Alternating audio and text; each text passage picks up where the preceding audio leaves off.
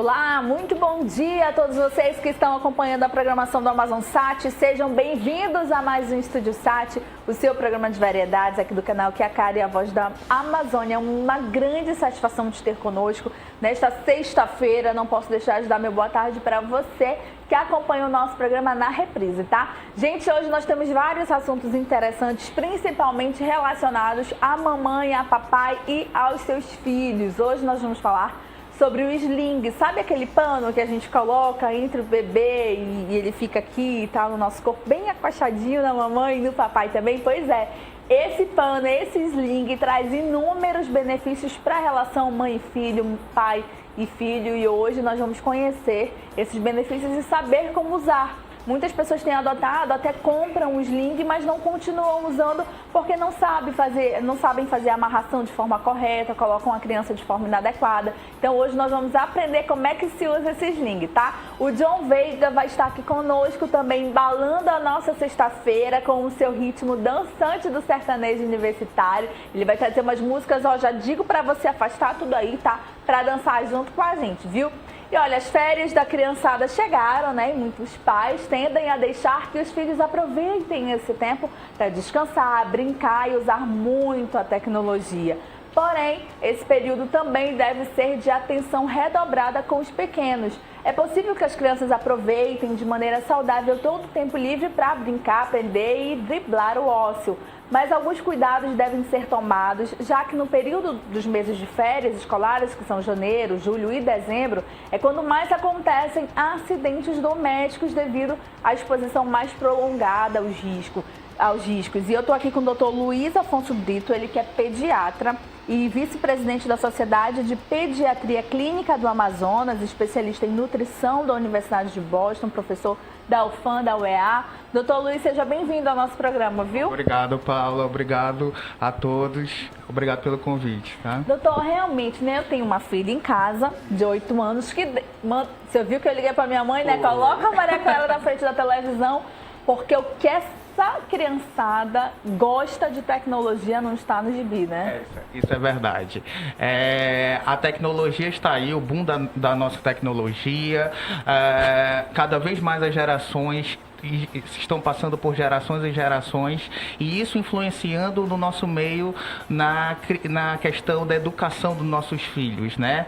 Então a educação tem que se preocupar, né? Os pais e mamães, vocês têm que se preocupar o que vai influenciar essa tecnologia, até que ponto essa tecnologia é benéfica ou não ao seu filho, ao seu neto, né? É verdade. A gente tem uma pesquisa aqui realizada pela AVG Technologies no ano passado com famílias de todo mundo, e eles realizaram essa pesquisa e mostrou que 66% das crianças entre 3 e 5 anos de idade conseguiam usar jogos de computador. 47% sabia como usar um smartphone, mas apenas 14% era capaz de amarrar os sapatos sozinhas. E aí, no caso das crianças brasileiras, o levantamento apontou que 97% das crianças entre 6 e 9 usam a internet e 54% têm perfil no Facebook já, dessa idade. Isso é muito agravante, né? Porque a criança ela tem todo o seu desenvolvimento, do desenvolvimento motor, desenvolvimento intelectual, cognitivo, e a gente não pode antecipar esse desenvolvimento. Então, os pais, acaba que a vida dos pais é um reflexo para a vida dos filhos. A nossa vida cotidiana faz com que a gente utilize muito aplicativos, smartphone, não tem tempo para brincar com os nossos filhos e acaba deixando de lado os filhos e colocando um smartphone com uma idade inferior, com uma idade que não deveria ser usada. Então, a Sociedade Brasileira de Pediatria, o que ela fala hoje? Ela fala que em crianças menores de 2 anos devem evitar, é importante relatar isso, não, evitar, não proibido, mas evitar o uso de smartphone em crianças de menores de 2 anos. A Academia Americana de Pediatria ela é até mais maleável, ela fala que em 18 meses, uma criança de 1 ano e 6 meses, ela deve também evitar. E depois de 18 meses poderia usar de forma assistencial e moderada, né? as crianças menores de 2 a 5 anos, elas deveriam, segundo a Sociedade Brasileira de Pediatria, usar apenas 1 hora por dia o smartphone. Tá? E o importante também é na questão do sono, tá? A tela do computador, do notebook, do smartphone, aquela tela azul, ela faz com que diminua a produção de melatonina, que é um hormônio do nosso sono, tá? E as crianças, elas em fase de crescimento e desenvolvimento, elas acabam crescendo durante o sono. Então, a criança que fica muito tempo vendo o smartphone, filme, tablet, antes de dormir, é prejudicial para o sono. Então, a Sociedade Brasileira de Pediatria recomenda 1 hora antes de dormir, os pais não deixarem de utilizar, né, doutor? Quando a gente fica com o celular assim antes de dormir, parece que o sono vai embora, né? Isso. Parece que o sono se esvai, aí para encontrar esse sono de novo é difícil. Isso. Então, olha, chega de tecnologia, daqui a pouco a gente vai falar sobre os perigos que acontecem, né, esse período de dezembro, janeiro, julho, em que as crianças estão mais expostas aos riscos, que deveria ser o contrário, porque eles estão com os pais em casa, né? Mas tem um maior número de afogamentos, de choques, né, doutor? De crianças engasgadas nesses períodos de férias, desses meses aí que eu falei. Mas, doutor, daqui a pouquinho a gente volta, então, falando como é que a gente pode ter esses cuidados com os amores, né, com as nossas vidas. E, filha, se você estiver assistindo, ó, um beijo pra você. Acabou o celular, tá, Maria Clara? 1 hora só por dia é o suficiente. Voltamos já já.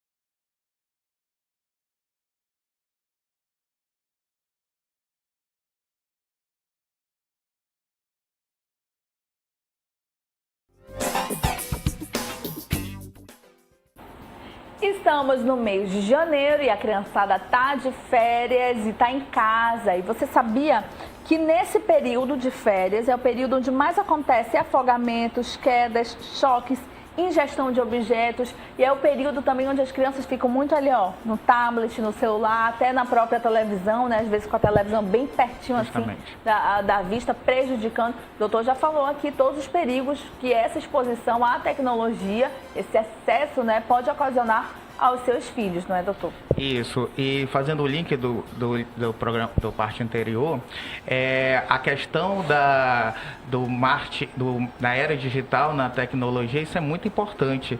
Ele está agora, esse ano, está lançando que existe uma classificação internacional de doenças, que é a relação de todas as doenças, e está colocando como transtorno do game como uma doença mental. Então isso é importante, ela tem que ser evidenciada, ela tem que ser relatado e avisado para todos dessa questão. E quando é que se prepara com isso? Quando você suspeita que o seu filho ele está com esse transtorno do game, porque hoje em dia tudo agora é videogame, né? E videogame, então a gente tem que preocupar com esses videogames de forma violenta, né? Eu li isso ontem, vi no jornal ontem também isso, doutor. Então inclusive. a sociedade brasileira ela recomenda menores de 6 anos não utilizar nenhum videogame que contenha caráter de violência, pontuação, com brigas e tiros, né? E quando é que o meu filho ele poderá ter esse transtorno transtorno do game? Quando ele começa a prejudicar o hábito dele de comer, trocar o sono o dia pela noite, não se alimentar, né? E aí a criança ela começa a estar com, entre parênteses, estado vicioso. Ela começa a tem baixo rendimento escolar por causa do transtorno de ansiedade que a criança ela tem de não estar jogando naquele videogame. Então acaba que ela começa a ter palpitação, taquicardia na escola, baixo rendimento escolar, né? Trocando o dia pela noite, e isso horas fazendo videogame, jogando jogos eletrônicos. Então isso é importante também relatar. E a questão dos acidentes domésticos, né? Isso é muito importante. A gente está no período de férias, é importante que você leve a criança para brincar, para se divertir. Isso que os pais estão deixando, tem que tirar um pouquinho da parte eletrônica e participar mais, envolver mais a criança. Só que aí tem os riscos, né? Os riscos dos banhos, das piscinas, né? Então, sempre é assistência à criança, sempre olhar a criança no questão dos banhos, dos igarapés, né? Se a criança ainda não sabe nadar, está com uma boia, uma proteção, né?